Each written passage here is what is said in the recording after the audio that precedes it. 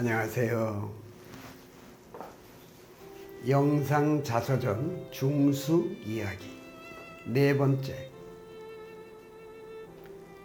교사 발령을 내지 말아 주십시오. 초창기 충주교회는 학생교회로 이름난 교회였습니다.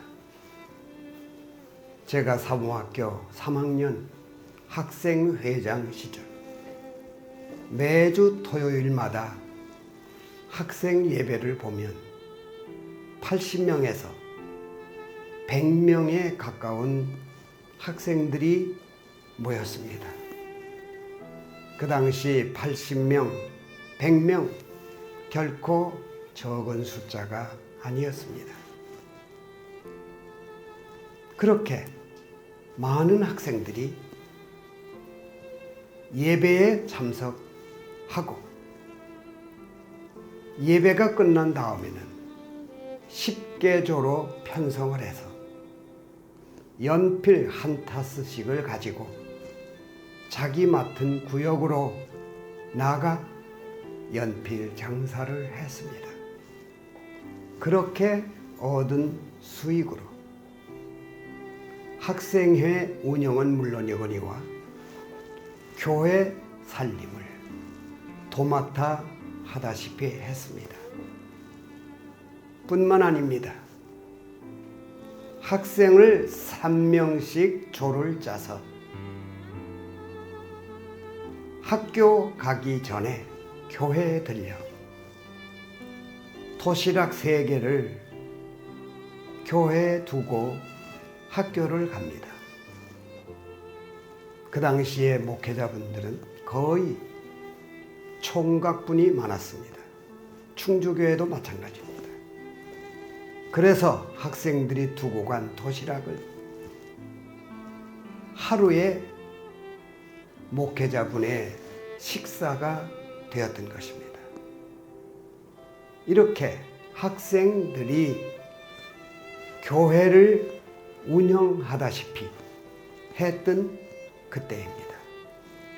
저는 학생회장으로서 안창성 선생님의 원리 강의 노트를 100% 암기해서 예배 때는 물론이고 새로운 학생들이 오게 되면 원리 강의를 했던 것입니다. 그렇게 해서 학생회는 정말 불타는 신앙으로 교회의 중심이 되고 우리 학생들 단결력, 화동하고 화목하는 그 역사가 말로 다 할 수가 없었습니다. 제가 자취할 때 깜깜한 밤길을 탁구공만한 불빛이 저를 비추어 깜깜한 밤길 넘어지지 않고 다녔던 역사처럼 그 당시에 우리 학생들 가운데는 교회 생활에 바쁘다 보니까 시험 때 시험 공부를 제대로 못했습니다. 그런데 시험 전날 꿈에 다음 날 나올 시험 문제를 꿈을 꾸고 공부해서 시험을 잘 보았던 그런 역사도 있었습니다. 이렇게 되니까 우리 학생회는 정말 불타는 심정으로, 불붙는 심정으로 하나가 되어 충주교회를 운영하다시피 하는 학생회가 되었던 것입니다. 그런 생활을 하다가 보니까 학교에서는 통일교회 못 나가게 반대하고 핍박하는 그런 내용이 얼마나 많았는지 모릅니다. 저는 쉬는 시간마다 교무실에 불려가서 너 같은 놈이 어떻게 이단교회인 통일교회에 빠졌냐고 나가지 않으면 안 되겠냐고 많은 설득을 당했습니다. 여러 선생님으로부터 쉬는 시간 혹은 점심시간 교무실에 불러 다니면서 많은 핍박을 받게 되었습니다. 그런 핍박 속에서도 일주일 금식을 하면서 학교를 다녔습니다. 더더욱 핍박이 심해진 것입니다. 그렇게 해서 많은 핍박 속에 신앙을 했습니다. 그런 가운데서 어용이라고 이종우라고 우리 사범학교 동창이 있었습니다. 제가 교회에 나오라고 하지 않았는데도 같이 교회를 나오게 되었습니다. 중수 같은 놈이 나가는 거 보면 뭐가 있겠다. 그래서 따라 나오는 것입니다. 뿐만 아니라 한 해 후배인 최옥석 교회의 아주 중심 식구가 되었던 것입니다. 이처럼 핍박 속에 교회 생활을 해 나왔던 것입니다. 그런데 사범학교 졸업이 가까웠습니다. 저가 성적이 상위 그룹에 속했기 때문에 1차 발령을 받게 돼 있었습니다. 그리고 저의 성적이라면 그 당시에는 자기가 원하는 학교에도 발령받을 수 있었습니다. 그런데 그때 발령을 받고 나면 더 곤란하다 하는 생각에 교육위원회를 찾아갔던 것입니다. 도교육위원회를 찾아갔을 때 어용, 이종우도 같이 갔습니다. 도교육위원회에 가니까 장학관이 무엇 때문에 오셨습니까? 묻는 거예요. 교사 발령 내지 말아 주십시오 하는 부탁을 하러 왔습니다. 그러니까 깜짝 놀라면서 A4 용지를 내주는 거예요. 여기다가 각서를 쓰라는 거예요. 그래서 제가 각서를 썼습니다. 아무개 상기 3위는 통일교회 교인으로서